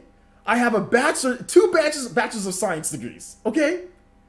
And it's still like you get paid like so little. Like even like you're like, man, this is all getting paid for, and I'm in debt with freaking school because school is expensive. So it's just like, here's some advice, guys. And sorry if I'm deviating a little bit, but if you're figuring out if you have an idea, if you have an entrepreneurial mind, don't wait. Okay? I'm not saying not go to college, but you don't have to go to college. Okay? You don't have to. If you're an entrepreneur, okay? Now, if you have something that you want to do, okay? If you have like, let's say you want to be an engineer, okay? Yes, you got to go to college. Let's say you want to be, you know, I don't know, you want to be a teacher. Yeah, you got to go to college. But if you have an entrepreneurial mind like I do, you don't have to. There are more opportunities with Twitch, with YouTube, not even doing gaming, just other things. There are more opportunities for people to be entrepreneurs more so than ever today. You know, all of my friends that are entrepreneurs, well, not friends, associates, all of my associates that didn't go to college and were entrepreneurs, obviously you want to go to college, right? But I know people, they're millionaires because they skipped college and they had an idea, they started a business, and now they have an established business where I'm at here. And I'm like, man. I'm like, hey, you know, they're like, hey, OJ, if I ever run into them, hey, OJ, what are you doing? I'm like, okay, well, yeah, I'm starting my own business. Like, okay, yeah, man, I did my own business like a couple years. I went to, you know, my junior college, and then I kind of dropped out, or I got my AA, started my own business, learned the trade, did my own thing, and I'm doing much better now. I'm like, okay, cool, man. Like, that's how you do it. So, like, I'm just letting you guys know, like, this is what happens. Like, when you go to school and you come out of school, you better have a specific thing that you're going to school for. You know what I'm saying? Like, you better have, like, a certain skill that's highly in demand, like electrical engineering or something like that. You better go to something that you know is going to get you a job.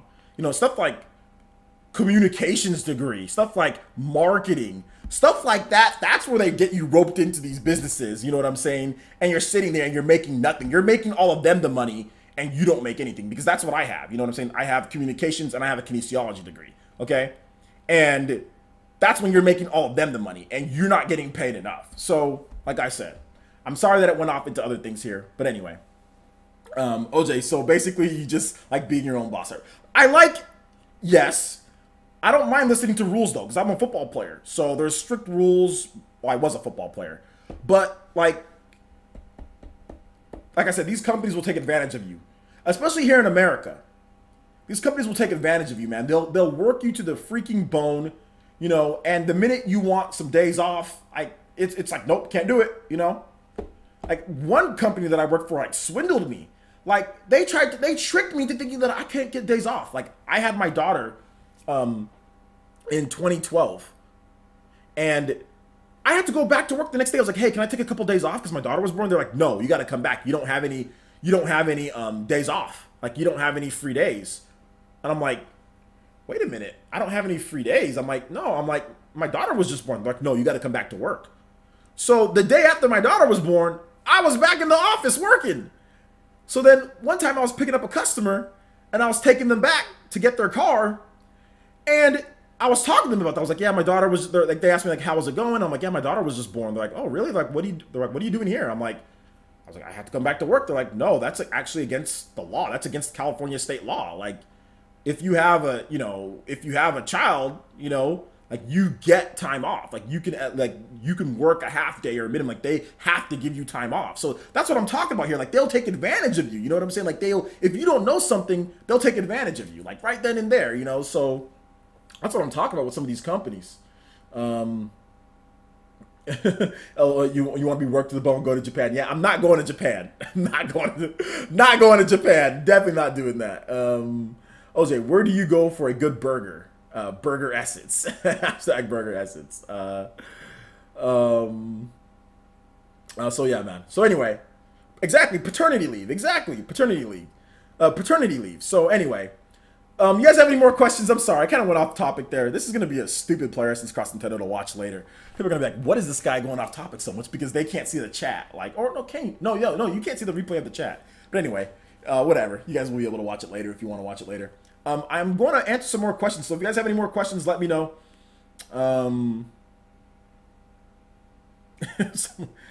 Yeah, some workers just straight up pass out and pass away in Japan working settings. Yeah, man. Yeah, man. It's tough. Rough in the streets in Japan, bro. They work you to the bone in Japan, dude. Like, Jesus. Yeah, I can't be doing that there, man. Excuse me. Daniel Pinotto says, PlayerEssence, what's your favorite old school RPG? Chrono Trigger. Chrono Trigger is my favorite old school RPG. Random. I'm just gonna call you Random K. Do you hate fan games? I came to this random conclusion because of how you talked about discussing uranium. I don't hate fan. Oh, fan games. Like, oh, no. I don't necessarily hate fan games. They're just not for me. Let's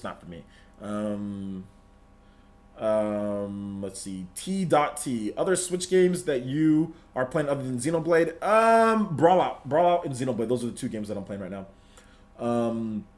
You think Pikmin 4 is likely for 2018? Yeah, I think Pikmin 4 is likely for 2018.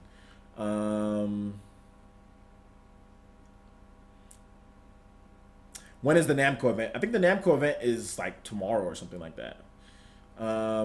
Velvet says, should I buy the season pass for Fire Emblem Warriors? No. Play the game, see if you like it. Play all the content in the game. If you feel that you want more, then buy the season pass. Fragged 3D Burnout news. Nothing new. Nothing new.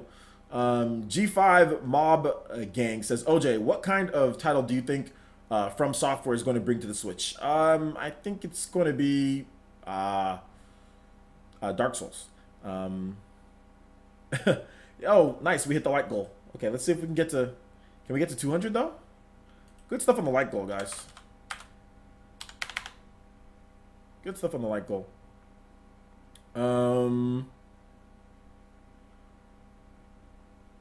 OJ, what games do you... Marlon says, OJ, what games do you predict will be announced next year for Switch?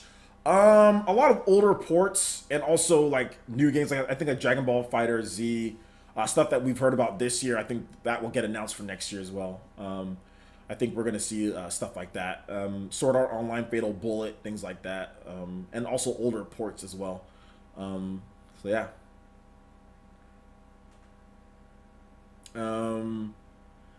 One Punch says, do you like to draw? When I was a child, I used to like to draw all the time when I was younger. I was actually a really good artist growing up. Like junior high, like I always got voted like most artistic, like in junior high, like who has the best artistry and all that. Like I used to always draw. I would draw Pokemon and I would draw everything. I think I even still have my old drawings somewhere. Maybe I'll show you guys one of these days. I wasn't amazing or anything like that, but I used to draw a lot. I used to draw Dragon Ball Z and Pokemon, and I thought it was okay for my age and all that back then. No Code Vein for you, OJ. If Code Vein comes to the Switch, I'll buy it, but if it doesn't, then... do you think Xenoblade 2 will get a patch for handheld mode graphics-wise? No, I don't think it will. You mean resolution? No, I don't think it will. What's your most anticipated game next year that isn't Fire Emblem? Probably like Shin Megami Tensei. Yeah, probably like some Shin Megami Tensei 5. Or, I mean, some people say, oh, that's not 100% confirmed, so if you're going to do that, then probably like Valkyria Chronicles 4 or Project Octopath. Like, Project Octopath, yeah. Random K says, PlayerEssence, should I sell my PS4 so I can get more Switch games and buy a 2DS to fill my Smash 4 thirst? I wouldn't say that. I mean, if you like PS4, then keep your PS4. It's not like you're going to get much for your PS4 anyway. I don't ever recommend selling off your systems. You should keep all your old systems because later when you get older, you'll be thankful that you kept all of them. So just relax, man, and just wait for Smash on the Switch. Just if you really want to play Smash, I don't know, just get an old Wii U or something like that. See if you can find a Wii U for super cheap and just get an old Wii U and play it on there. But yeah, don't sell your systems, guys. Unless you're really strapped for cash, don't sell your systems. Do what you can to get money. I mean, if you gotta mow lawns, you gotta be the paper boy, paper girl, you gotta, you know, do whatever you gotta do. But don't sell your old games and systems. That's the biggest ripoff. Trust me. I sold my stuff when I was younger, and when I got older, I'm like, man, like I really wish that I had a lot of the stuff that I had when I was younger. You know, so yeah, don't sell your old stuff. Keep it. Shin Alive says, OJ, I personally do not want to see GameCube VC or any VC on the Switch. Do you share this opinion? I'm indifferent, but I mean, it would be cool if they brought it over, but I think VC also tears into third-party sales as well. But I would like to see some VC for people who do want those retro games on the go. So, I mean, so yeah, man. G5 Mob Gang says, I'm kind of bummed out that Payday 2 is a 2018 title now. Dude, it'll be here before you know it. It's already December, mid-December. It's going to be here like in a month, in 2 months. There's no reason to be bummed at all. Like I said, it'll be here before you know it. Like, we've had enough games for 2018 or 2017. Let it be a 2018 title. And you want to make sure that it's optimized properly as well. And like I said, like maybe if it was like a December 2018 title, then you can be bummed. But it's, like I said, literally, we will be there, like, it's going to be February before you guys even know it, trust me. You guys are going to be looking back like man, it really is February before we even know it. Like, that's not a long time at all. Let's see here. You should try to draw new rare blades and send it to Model Soft. Okay, I don't think you're talking about me. Let's see here. Fire Blast Bow says, I sold Pokemon X and Y and regret it. Exactly. I haven't sold a single 3DS game that I have. I haven't sold a single one. I have every single 3DS game that I've ever bought here. So yeah, man. Hold on to your stuff. I had to sell my Wii U to get a Switch. Yeah, it sucks, man. It sucks. If you have to do it, then you have to do it. But, you know, once you get to the position to where, like, let's say you have a job, you're making money, you know, don't ever trade in your stuff. Like, obviously, if you're a child or if you're just short on cash, then, yeah, you have to sell your stuff, you know. But once you get a normal or stable job or whatever, you know, go and, you know, get the systems back or whatever. I mean, I had to buy back a GameCube because I sold my GameCube. I had to buy back a GameCube. I don't know where my Super Nintendo went. I think I sold my Super Nintendo at one point, you know. So I had to buy back a Super Nintendo. Like, so stupid. I sold my Dreamcast. Or no, I gave my Dreamcast to my brother.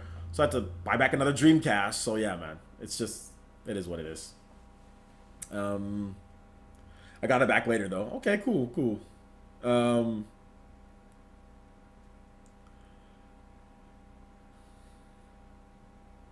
Clan Blitz is making me so angry or so ate right now. Why is everyone dead? Clan Blitz is really, that's for like, it's like for like hardcore, you know. Like, I think the best way to play Clan Blitz is like get like a bunch of your friends together, make sure you guys have voice chat, like get in the Discord server, and just like play as a team. That's the best way to play Clan Blitz, in my opinion. I buy digital, so I'm not tempted to trade in. You know what, man? I don't like buying all digital. It's just something that I'm not a big fan of, man. Like, if the game is only digital, then that's cool. But I'm a collector. Well, I'm not like a hardcore collector, but I like to collect those physical copies of games. So for me, that's kind of what I like to do. Alonzo Vine says, what is your favorite video game genre? RPGs are my favorite video game genre. I don't know who keeps on calling me. I need to stop. I'm doing a podcast. Let's see.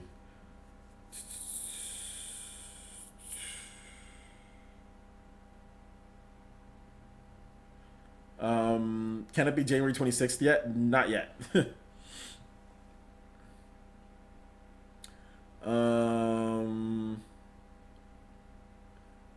It's just too convenient not to go full digital on Switch. It is. I see what you guys are saying.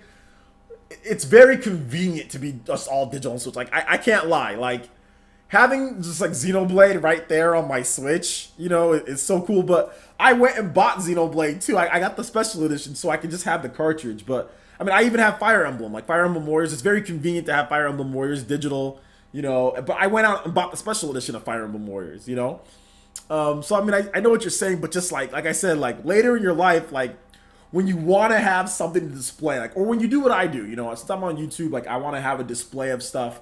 Like, physical is really important to me. Now, not for everyone. Everyone's not going to do what I do. I get it. But it's just, like I said, once you get older, maybe even not. Maybe some people don't care. But just digital for me, I mean, I grew up old school. And back in the day, there was no such thing as digital. You know what I'm saying? Like, well, there was, but it wasn't for, like, home consoles. There was no digital home consoles or anything like that. You just bought everything, you know, physical. So I'm just an old school dude, you know. That's just kind of how it is. So, OJ, are you going to pick up Payday 2? Probably not going to buy it myself, but if I get a review copy, I'll play it.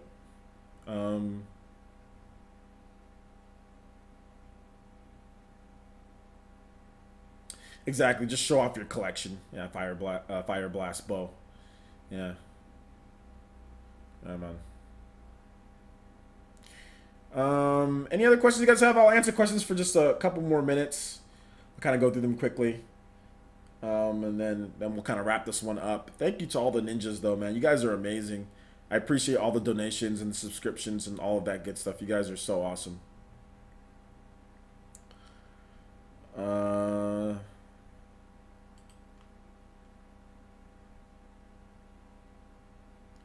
Hey, OJ, why do you like JRPGs so much? When I was a child, my brother used to introduce me to JRPGs, and money was always tight when we were children, so we wanted to get the most bang for our buck. So growing up, RPGs always gave you the most bang for your buck. You know, you'd always get an RPG. You could spend 50, 60, 70 hours in that RPG. Like, you know, I spent so many hours in Chrono Trigger and Secret of Mana and all of these games. So that's the reason why I liked RPGs. Essentially, I liked RPGs because of content. That's the reason why. It was because of content and because of, like, it was like fantasy. Like, it had like magic and, like, you know, powers, and like I loved that as a kid. I liked like X-Men and stuff like that. So anytime that you can get a game that, like, where you can wield magic or you have superpowers or you can do cool things and you can level up and get stronger, is something that's cool. And it's also like, I always felt like growing up as a kid, like, you can always get better. You know what I'm saying? Like, I always felt like you could level up yourself. You know what I'm saying? Like, anytime if you punch enough times, you know what I'm saying? You kick enough, if you fought enough people, you level up. Like, personally, you level up. So it was always cool to actually see that in video games. And I think maybe I took that from JRPGs to my life, but I always just saw it that way. Like, when I was a kid, I used to get into fights all the time. I used to get into, oh my God, I used to be fighting people all the time when I was a kid. I wasn't a bad kid. I just got into fights because I was rambunctious. But I wasn't a bad kid. Sometimes I'd just fight sometimes. Like, here's the thing. I didn't let people talk smack. Like, if somebody said something to me, I'd go confront them. That was the biggest problem that I had as a kid. I didn't let things go. I did not let things go. Like, if someone said something to me, I'd go up and be like, what? Like, what'd you say? What'd you say? Like, instead of just, like, letting things go. Whereas now it's like, okay, somebody says something, like, okay, whatever. Like, I'll say something back. After that, it'll be done. You know what I'm saying? But, like, when I was a kid, I didn't let things fly when I was a kid. So I used to always get into fights. But yeah, that's kind of how it was. That's why I like RPGs, because you're always improving. That's what RPGs did. You always let you improve. Whereas, like, if you're playing like a platform or Mario, like, you don't level up or nothing, you know. So yeah, man. Somebody trying to open my door. I thought someone was trying to open my door. Shout outs to Tyner Uppercut with the $5 donation. Says you totes should do a video showing off your collection. Keep on rocking, OJ. Yeah, maybe one of these days I'll show off my collection. Like I said, when I was in college, a lot of my collection got stolen. So my collection is just, I mean, I have some Super Nintendo, I have a ton of Xbox 360, I have some Wii, have some PlayStation 2, Xbox One, PS4, Wii U, Switch, 3DS, and I have like a lot of trinkets and amiibos and, you know, systems and little stuff there. But yeah, I don't have a lot of the games because a lot of my stuff got stolen. But yeah, I'm trying to start over my collection. But yeah, man, well, maybe one of these days I'll do that. But thank you so much for the $5 donation, Tyner Uppercut. I know you've been a long-time fan as well, so thank you so much, man. Ghost Hokage, I like the name. What level are you now in real life, OJ? I'm on level 100, my guy. The max is 100. I'm on level 100. I've got a lifetime of experience. Nah, to be honest, I'm on New Game Plus. I'm on New Game Plus. So I already leveled up to 100. I prestiged. I've started over. So I'm on like level like 20, you know, which is a solid level. I'm prestige level 20 right now, man. Augustin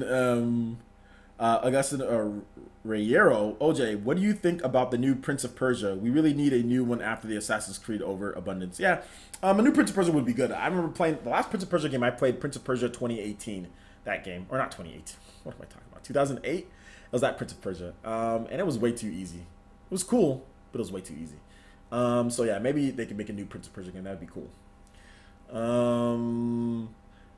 Star Infinite says, how do you celebrate Christmas? Just like everyone else, for the most part.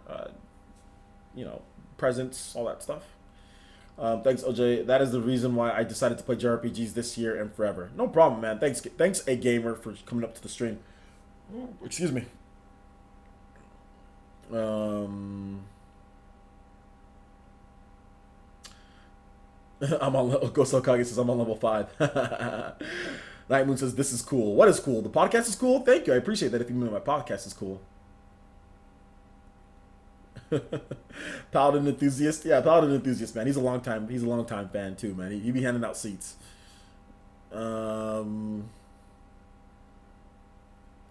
My first RPG was Secret of Mana. That was my first RPG. Yeah, Secret of Mana. That was my first RPG.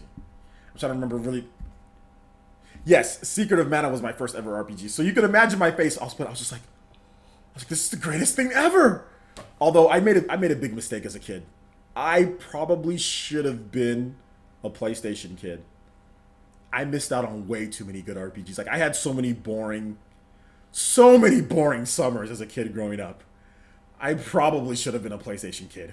Like, because PlayStation had so many amazing RPGs. Oh my god. And I freaking missed out on all of them because I had only the N64. Not like I could afford a PlayStation. But oh my god, I missed out on so many good RPGs. Because like I want to go back in time. That's how bad it is. Like I want to go back in time and just be like, no, get a PlayStation somehow. Like a PS1. Like I probably should have been a PlayStation kid. But it is what it is, man. It is what it is. OJ, do a cartridge lick. At 40 sponsors, I'll do a cartridge lick. Is it Enriku says, OJ, real talk. I'm an anime YouTuber, but I kind of want to become a gaming YouTuber. I should have done that from the beginning, but is starting a new brand channel smart? It depends on your channel. Let me look at your channel real quick before I go. Let me see.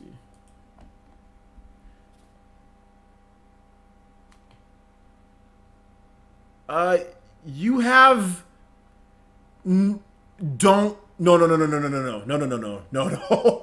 Your channel's too big. You're almost at 10 grand, dude.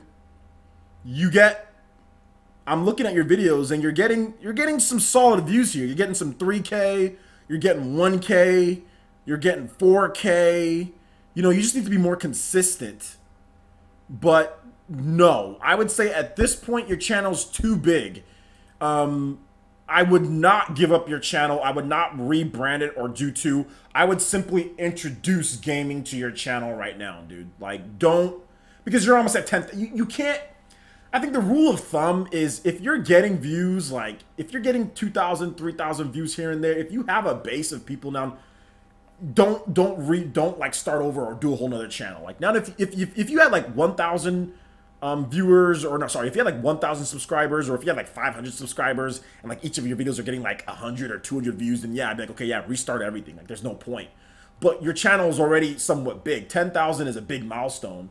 And you still have a base of people. Not only that, but people who like anime, like video games. So if I were you, I would slowly introduce anime video games. Like, hey, you know, since you already talk about anime, like play anime video games. And then from there, slowly introduce normal gaming. Just kind of convert it. Like you don't gotta all of a sudden just be like, hey, I'm doing gaming now. Like you don't gotta announce it to your channel. Like I'm doing gaming. You know, anime is gonna stop or anime is gonna stop. Don't do that. Just be like, hey, you know, oh, here's some One Piece gameplay and like Let's Play, or here's this, or here's some news on the newest anime games. You know what I'm saying? Like just slowly work it into your channel, because I wouldn't give up a 10,000 subscribers. You know how hard it is to get to 10,000 subscribers? I mean, for some people it's easy, but for most people it's hard.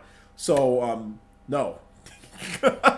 And no. So just slowly introduce it into your repertoire and you'll be fine, man. So yeah. Do not. I would not make a side channel. Honestly, I'm not a big fan of side channels, guys.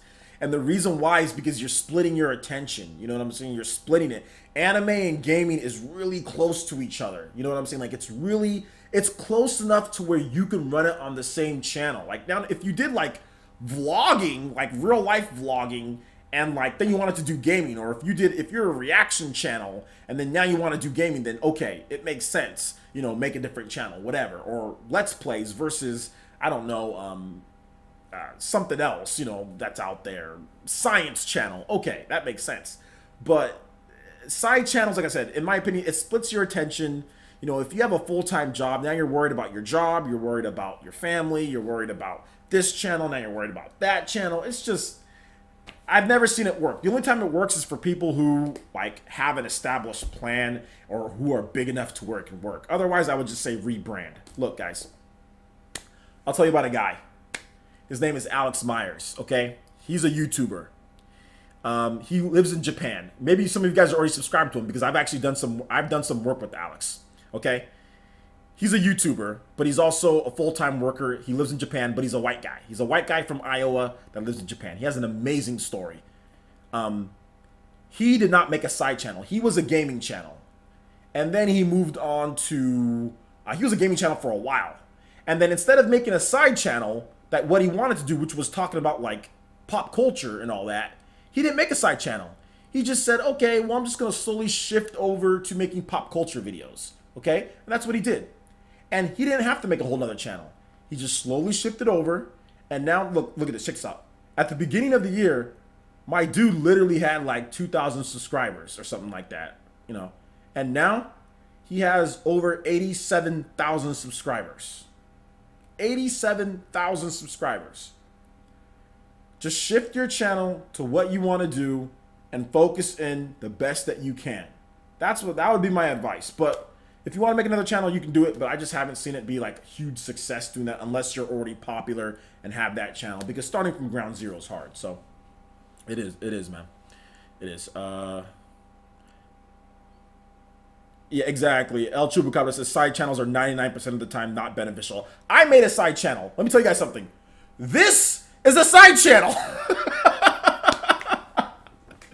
That's the funniest thing, is that this started out being a side channel, and my main channel, I had to stop doing the main channel because I couldn't divert my energy and time into both channels. And it's funny because I mean, this channel was originally PE Reviews, PlayerEssence Reviews, and then I had my main channel, PlayerEssence, which was news and all that. You know what I'm saying? So this channel was actually a side channel, but ended up becoming my main channel because I couldn't divert the attention on both. So running a separate channel almost never works. If one of them becomes super successful, you're going to drop one of the channels. Like, one of the channels is going to be dropped with the quickness. You know what I'm saying? Like, so that's the funniest thing about side channels. Your side channel might become your main channel. Oh, man. So we'll see, man. Nani? Rogers Base has a side channel. It has low subscribers. Yeah, Rogers Base's main channel is where, you know, he makes his. And I think like Shofu has a ton of side channels, or had a ton of side channels, and like they all had way lower subscribers, and he doesn't even post them as much anymore. So so yeah, man. Nani? Yeah, man. So that's just kind of how it is. It's kind of how it is. But anyway. We're going to go ahead and wrap this one up, guys. It's been going for about an hour 45. I do appreciate everyone who came out to the podcast. Just like how my side chick became my main chick. Hey, man, that happens more often than people probably having successful channels, maybe. Side chick become the main chick. That's funny. Oh, man, that's funny, dude. Exactly. So, see, here's what he says. Yeah, that's the biggest problem with college, girlfriend, and whatnot. Or with college and a girlfriend and whatnot. I just been stuck at, you know, 9,500 to 9,900. Okay, for like a year. Well, my biggest problem is consistency, like you said. Yeah, just be consistent. You know, stick to at least 2 videos a week, or at least, you know, at least a video a week. You gotta put out at least 1 video a week. Depends on what algorithm you're in. Me, I was in a crap algorithm, so I have to make 4 videos a day. because of my algorithm, or otherwise I won't grow at all. If I make one video a day or 2 videos a day, I'm gonna be stuck in crumb side algorithm. So, but then like I said before, I mean it's my fault that I'm in crumb side algorithm, and I'm already getting out of it. So hopefully 2018 I'll be fully out of crumb side algorithm. So I literally have to make 4 videos a day for me to even get any subscribers. If I don't, I'll get nothing, because YouTube won't promote my channel because it used to be crumb side. So yeah. All your podcasts are really fun to watch. Thank you. I appreciate that. Thank you. I appreciate that. But despite that, you still get demonetized. Yeah, I do. But hey, man, they're getting a little bit faster with reviewing them now, and they're not demonetizing as many videos at the same time. So things are getting better. That's another reason why I make 4 videos a day, is because the demonetization, I have to try to, rope their system into thinking that my channel's okay. I have to try to get their channel into thinking that my channel's fine. Like it's not, like it's not like a bad channel. So the more videos you make, the more that their stupid algorithm gets acclimated to your channel being good. So that's another reason why I do 4 video a day, to get out of a bad algorithm, to knock their stupid algorithm some sense into their algorithm, saying that my channel is not suitable for advertisers. So I mean, there's a number of reasons why. Obviously I do this for a living as well. So that's another reason why. I mean, there's multiple reasons, but you guys seem to like it, so I'm going to continue doing as many videos as I can. But anyway, we're going to go ahead and wrap this one up, guys. Thank you so much. I do appreciate all of you guys for being here. I'll look out for more videos tomorrow morning. We're going to have videos all weekend, so look out for that. If I can do a PE arena with Mario Kart 8, I'll do that. Just depends if I'm feeling good or not. Just depends. We'll see. I hurt my kneecap the other day. I'm pretty sure I dislocated my kneecap and then it popped back in a couple of weeks ago. So I'm pretty sure that happened. I'm pretty sure my kneecap fell off and I slid it back in and I popped it in, because I was having trouble just even walking. But we'll see. Depends on how I feel. Depends on how my knee feels in the morning. Depends if I actually want to get up and set everything together. Sometimes I just like to lie down in bed forever on the weekends, and I schedule my videos for you guys. So we'll see how everything works, man. Thank you guys so much for watching. I do appreciate it. I know you guys are saying good stream. I don't know if this was a good stream. It was so all over the place when I do solo streams, but I don't know. But it's fan oriented though. It's fan oriented, so that's cool, man. Thank you, Ataki Teacher. I do appreciate that. Ms. Velvet, thank you so much. I do appreciate, Velvet. Do appreciate you guys' support. Thank you guys so much for watching. Thank you for all the likes and everything. And we will definitely be keeping going strong right here on PlayerEssence. Look forward. We got a big 2018, guys. I cannot wait to show you guys all the cool stuff that we have planned. Look forward to a video coming soon. Probably by the end of 2017, you guys will have that video. There's going to be a lot of cool stuff in 2018. And I'll just say this, guys. The key word for 2018 is, the motto for 2018 for me is consistency, quality, production value. Guys, say it with me. Consistency, quality, production value. Consistency, quality, production value. Those are the 3 things that I really want to drive in 2018. Like I said, I cannot wait to show you guys my plans. So yeah, look forward to that. Like I said, production quality. I got consistency. Quality needs to get better. Production value needs to get better. So those are the 2 things that I'm really going to be focusing in on, along with consistency, which I already do for you guys. So like I said, I'm excited, and thanks to you guys, I'm going to be able to do this. Thanks to you guys. I was floored the other day by how much support that I got. Like seriously, hundreds of dollars from you guys, donations and everything. And you guys have been watching my videos, so it's been amazing. So thank you guys so much. I do appreciate that. And like I said, it's going to all pay off, because like I said, I have such big plans. I want to just go out and say it, but I can't. We gotta wait just a little bit. So look forward to that, guys. It's gonna be a lot of fun on PlayerEssence. And like I said, I think we're gonna see a lot of growth on the channel. We're gonna build an even bigger and better community here. So thank you guys so much for being here for the start of it. 2017 was really my start, and 2018 we're gonna be 1-2ing people in 2018. Let's do it. Let's do it. Consistency, quality, community is a given. Guys, look, community is a given. PlayerEssence, it's a village. That's why I say ninja. I say village. I say welcome. I say that community that is like It's the unwritten rule. That's what it is. That's why I always say, "What's up, Ninja? Welcome to my village." Blah blah blah. Because that's what we are. We're all here in our gaming community, our gaming family. So to me, I don't even have to add that in because that's the number one rule, and that's how I built this community with you guys in the first place. Was having an engaging, a nice, and a good community. You know what I'm saying? So, I mean, like I said, it would be nice, obviously, add that in there, but community is always a given. You guys are the number one reason why. I'm not the most important person here. You guys all are. We are all equally important. We are all part of the community. And that's the type of community that I want to build, a positive and good one. And get me out of this algorithm. Get me out of this Crumbside algorithm, please. Get me out of this Crumbside algorithm. And like I said, it's working because the type of people that are coming to my channel are people that are looking for, you know, for quality gaming content. You know what I'm saying? That are looking for good gaming news and who want to be, you know, mature about things. So thank you guys so much for helping clean up my channel and helping me on this. So yeah, that's all something. Consistency, quality, production value. Exactly. Anyway, thank you guys so much for watching. I do appreciate it. Bye to everyone. Bye, Velvet. Bye to El Chupacabra, Ghost Hokage. Take it easy, guys. And Zachary Steer. I don't think he's watching here, but Zachary Steer, shout outs to you. You won the ukulele code, so look forward to that. I'll be sending you a message on Twitter right now. Oh, and also, we're probably gonna play Splatoon 2. Socks versus sweaters or whatever. So yeah, probably tomorrow Splatoon 2. So look forward to some Splatoon 2. So anyway, thank you guys so much. We'll see you guys for the next video. Bye-bye.